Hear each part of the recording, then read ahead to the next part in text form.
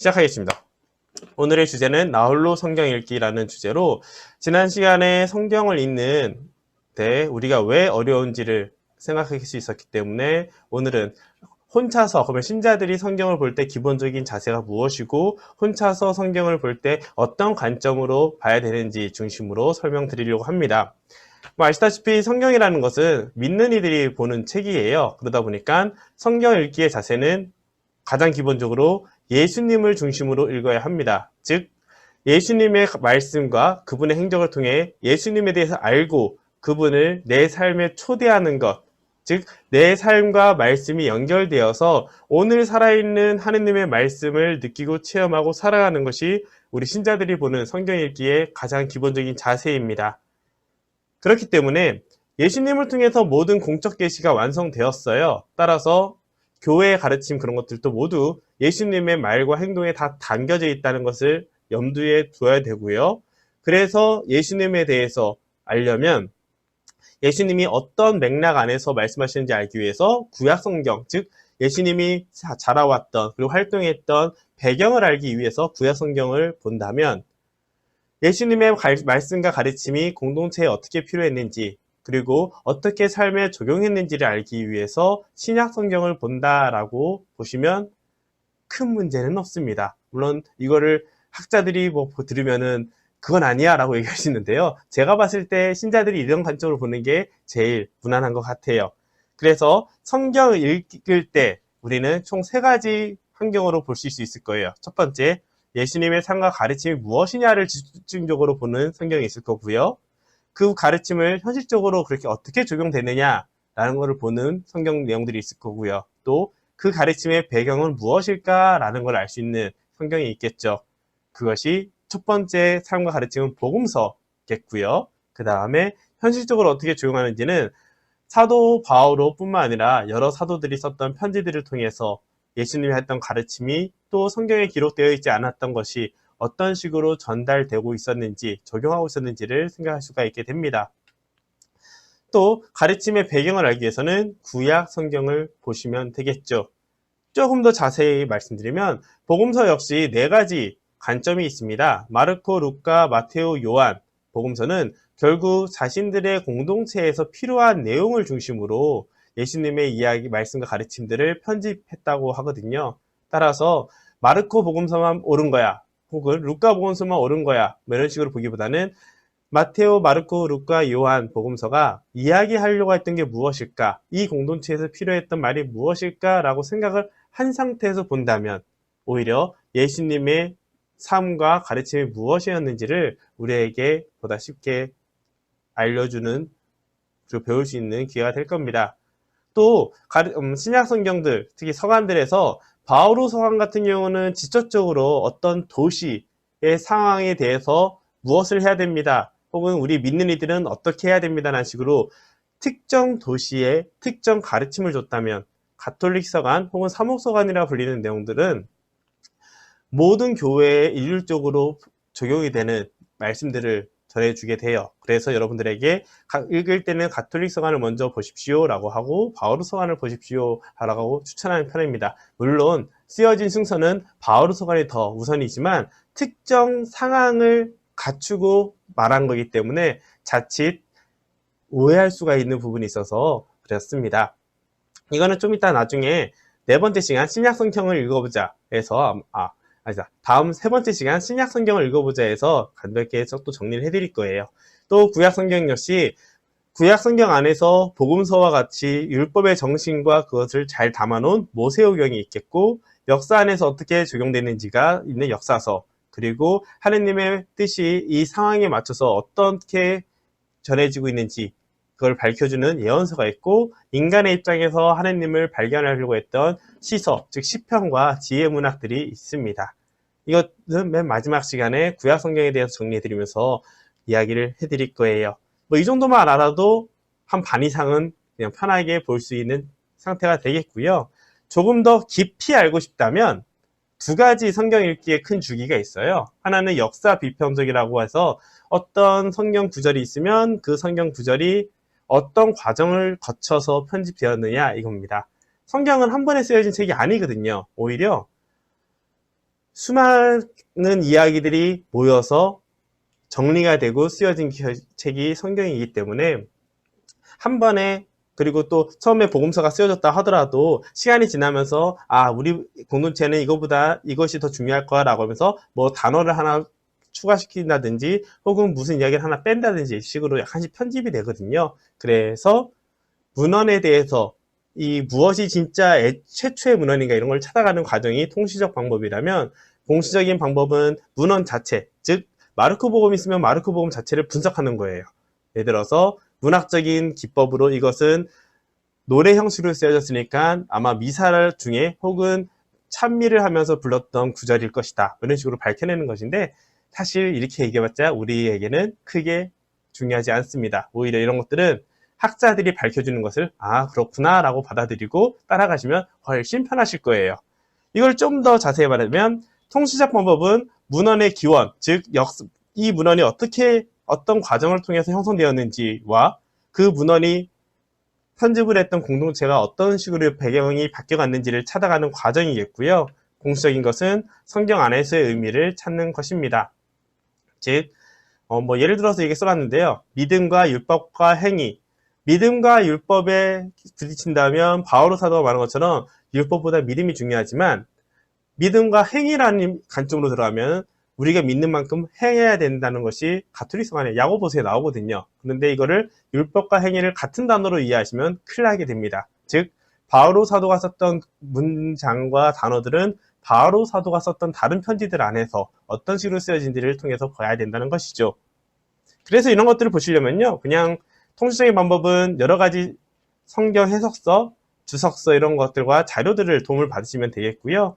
공식적인 방법들은 성경 안에서 어떤 식으로 맥락을 가지고 있는지 그 맥락을 읽는 연습을 하시면 됩니다. 하지만 저는 여러분들에게 여기까지는 추천드리진 않아요. 이것은 학자들이 해서 우리에게 잘 전달해 주는 거고 신부님들이 이거를 잘 풀어주는 것이 좋지, 여러분들이 이런 거를 막 공부하기 시작하면은 저희들이 긴장하게 됩니다.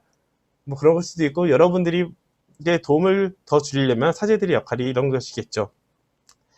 자, 알고 싶다면 이렇게 이런 과정을 거치면 되는데, 사실 믿는 이들의 입장에서는 성경을 더 깊이 살면서 읽고 싶잖아요. 그래서 살고 싶다면 첫 번째 있잖아, 성경은 하느님의 영감을 받은 성사가들이 쓴 책에서 하느님의 영감이라는 것을 포인트를 딱 줘서 성경은 기도하면서 읽어야 되는 책입니다. 즉 이거를 막 분석하겠어, 뭐 이것이 무조건 진리야, 이런 게 아니라 이 성경 말씀이 오늘 나에게 어떤 의미가 있을까라고 공부를 하고 기도를 하는 자세로 바라보는 것이죠.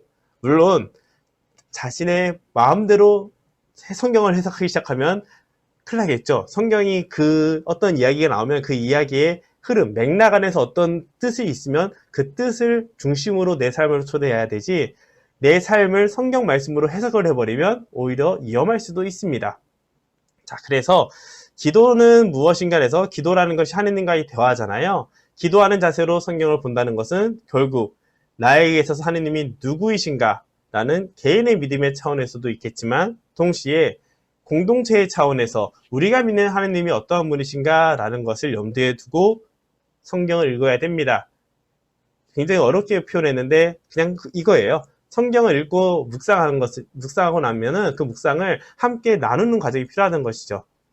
나는 이렇게 이걸 받아들였는데 다른 사람은 이걸 어떻게 받아들였을까, 이런 거를 서로 나누는 가운데 성경의 의미는 더욱 풍성해질 수 있고, 이 말씀이 저 사람의 삶에서 저렇게 적용됐다면 내 삶에서도 이렇게 적용될 수 있구나 라는 식으로 자극받고 배울 수 있는 과정이 됩니다.